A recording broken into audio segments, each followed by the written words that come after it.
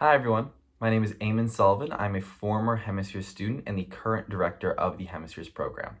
Many of you may have heard that Yale has placed restrictions on in-person gatherings for the fall, and many undergraduates are not returning to campus. As a result of this, Hemispheres will not be able to operate in its normal capacity, but we are working hard to create an online experience that is just as fulfilling as in-person classes. In the meantime, I am proud to present the Hemispheres Summer Series as a way to stay engaged with the Hemispheres community and to learn about current events. These videos were prepared by current and former Hemispheres teachers, and I hope that you'll take the time to watch them. Thank you. Hi everyone, my name is Lisa and I was Hemi director way back in the 2016 to 2017 school year. I just graduated from Yale, but I'm excited to be back in the virtual Hemi classroom to share this lesson on a topic that I and a number of my friends and peers wish we had learned more about while we were in high school. And that topic is the social construction of crime. So that might sound very jargony or academic to you, but what does it mean in practice? Well, the social construction of crime is a key idea from sociology, and it means that acts that are considered to be criminal in a society are determined not by some objective notions of good and evil, but by social processes. So I think for many of us, we are used to hearing crime discussed in a binary, in terms of absolutes like right and wrong. But the reality is actually far more complex. So the idea of what a crime is based on societal values, especially the values of the people in power. And it differs based on what society and people we are talking about. This means that the same behaviors that could be considered criminal in one society could be considered noble in another society. And even an act that is considered criminal in one society might not be criminal at a different time.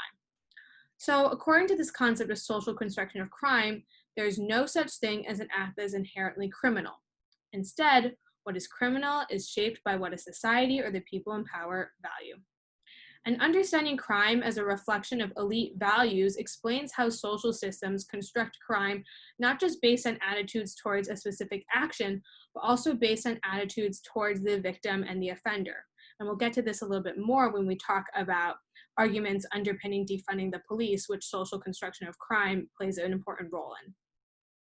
So, while crime refers to acts considered to be criminal offenses under a legal code, the idea of social construction of crime actually extends to any act, whether criminal or not, that is considered to be undesirable or punishable behavior in certain contexts. So, here's one example that might be very pertinent to your own high school experiences. How many of you have gotten in trouble for what you were wearing? Were you ever told that the straps of your shirt were too thin, or that your pants were too low, or that your flip flops weren't allowed? Yeah, when you left the house in the morning, your loved ones didn't think there's anything wrong with what you were wearing, and neither did you. And what this illustrates is that those in power have made certain decisions about the types of clothes students can wear and how they can wear them.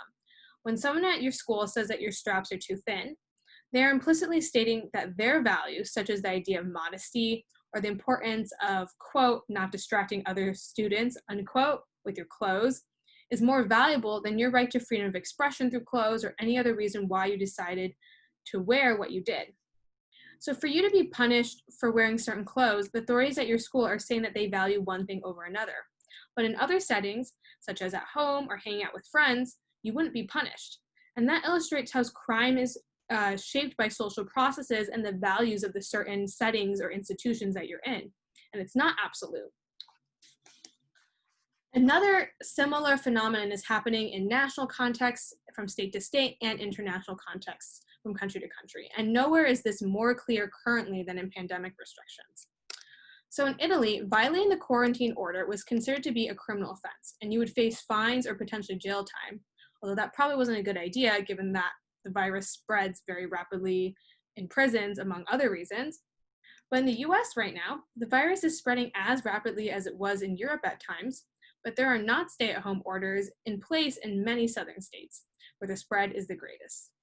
And that people in the US are not required to quarantine, and that when there is a quarantine, violations are not a criminal offense, reflects certain American values. And again, maybe not American values, but values of the people in power or the people in government.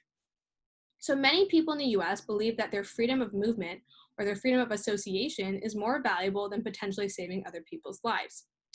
Furthermore, many state government leaders believe that economic activity cannot be sacrificed because the destruction to businesses has been too great, and that's why they refuse to implement stay-at-home orders again. Another example is in Singapore, people are legally required to wear masks, and if not, they will be fined. Contrast that to the US, where we all know that there are many states where the government has refused to require people to wear masks. So, what all of this demonstrates is that the concept of crime in a pandemic setting is very dependent on what governments value: economic activity or reduced spread of the virus, freedom of movement and association, or people's lives. And of course, that might be a simplification, but it illustrates the way that crime gets constructed. So, how else is this relevant? Well, like I said previously, because social construction of crime is a key idea underpinning the arguments regarding defunding and abolishing the police and prisons. Proponents of abolishing the police and prisons point to the disproportional incarceration of Black people in America, and they see this as evidence for how policing infrastructure in the US and elsewhere, it's not just in the US, has been constructed to criminalize Black people. Both the laws determining what acts are criminal and the policing infrastructure used to enforce those laws disproportionately targets Black people, which is a legacy of policies used to oppress enslaved persons when they were forced to work on plantations. And what this illustrates is that social construction of crime extends beyond the laws and rules that codify what acts are wrong in a society, but also to how those laws and rules are enforced. And the disproportional targeting of Black Americans becomes clearer when we consider the magnitude and frequency of crimes that are not policed much or at all. So, wage theft, for example, costs Americans an estimated $15 billion every year, but only $280 million, as this graph illustrates, gets prosecuted.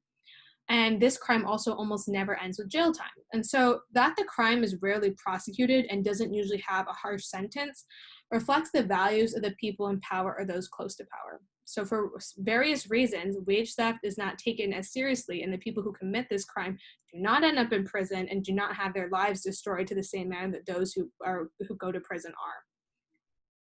And in most states, wage theft is considered a civil dispute and not a criminal charge, and it's processed through the Department of Labor, not through the justice system.